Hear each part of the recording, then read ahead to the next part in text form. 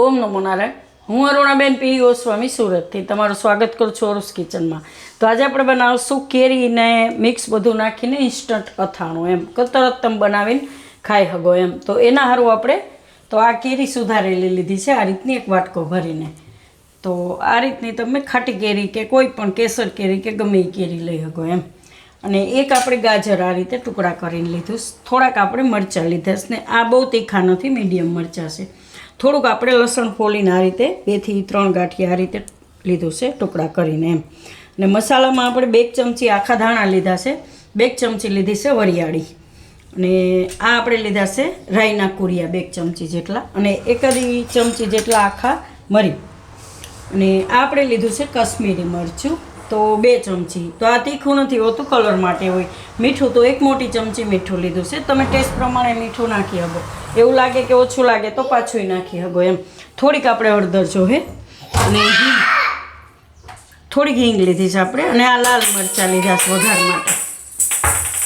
તેલ જોહે આપણે, તો પહેલાં તેલ ગરમ મૂકી દે હું. તો આ આપણે કઢાઈ લીધી છે, ગેસ ચાલુ કરશું અને આમાં આપણે તેલ નાખીશું.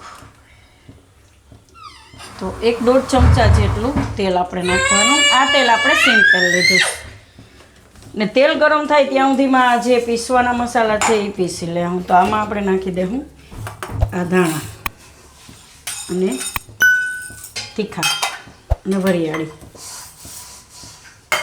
તો આ બધું આપણે પીસવાનું છે, નાના ભેગા આપણે કુરિયાઈ નાખી દઉં. તો આ બધું આપણે પીસી લેવું મિક્સરમાં. તો મસાલા આપણે પીસી લીધા છે. તો આ રીતનો કચરો ભૂકો કરી લેવાનો મસાલા બધાયનો આ રીતનો.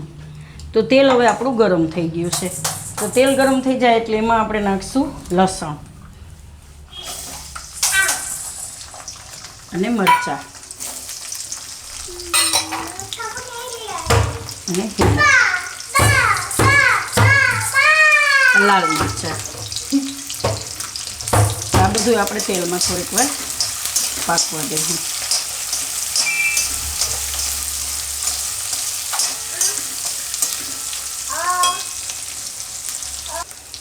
તો થોડીક વાર આને આપણે આ રીતે પકાવી લીધું. હવે એમાં આપણે નાખી દેવું હળદર અને મીઠું.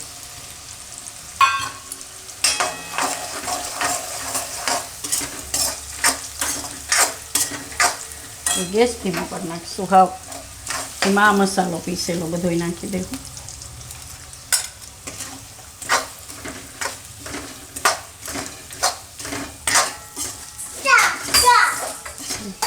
એટલું મારે મિક્સ કરી લેવાનું બધું, મસ્ત સુગંધ આવે સારી રીતનું. બસ થોડીક વાર આ રીતે ફેરવી લેવાનું.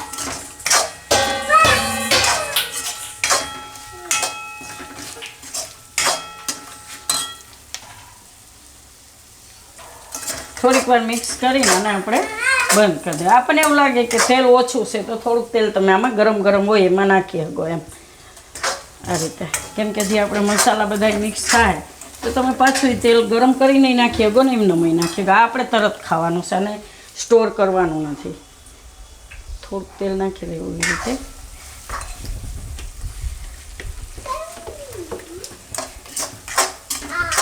તો ગેસ બંધ કરી દે હું આપણે હવે. અને આમાં આપણે આ કેરીના ટુકડા અને આ ગાજરના ટુકડા મિક્સ કરી દઉં. અને આમાં આપણે નાખી દઉં આ લાલ મરચું કાશ્મીરી અને મિક્સ કરી દઉં આ રીતે.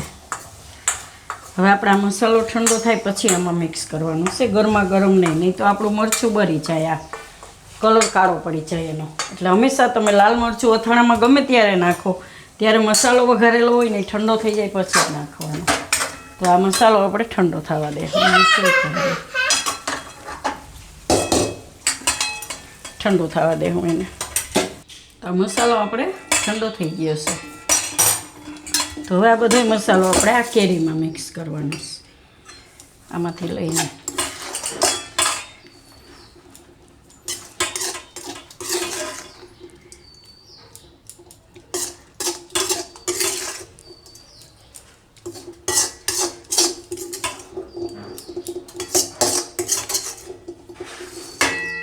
અને મિક્સ કરી લઉં આમાં.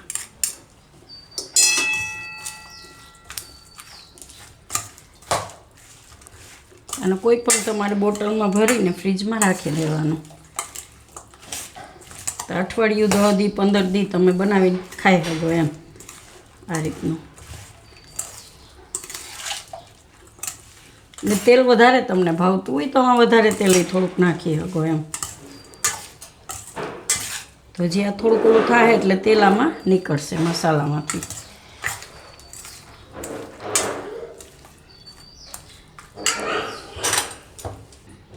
તો આ રીતનું આપણે તરત બનાવીએ અને તમે તરત જ ખાઈ શકો. મસાલો એકદમ સરસ ટેસ્ટી લાગશે. અને કેરી તો આપણે કાચી કેરી ગાજર ખાતા જ હોય, પણ 1-2 દી થાય તો આમાં મસાલો એકદમ ચડી જાય. અને મીઠું તમે તમારા હિસાબે ટેસ્ટ કરીને નાખી શકો. એવું લાગે કે મોરું છે તો થોડુંક મીઠું નાખી શકો એમ. તો તૈયાર છે આપણું આ કેરીનું ઇન્સ્ટન્ટ અથાણું. તો જો તમને મારી આ રેસીપી પસંદ આવી હોય તો એને લાઇક કરજો, શેર કરજો અને મારી ચેનલને સબસ્ક્રાઈબ કરજો. અને બેલ આઇકન દબાવવાનું ના ભૂલતા. કમેન્ટ કરીને કહેજો કે તમને કેવું લાગ્યું આ કેરીનું ઇન્સ્ટન્ટ અથાણું.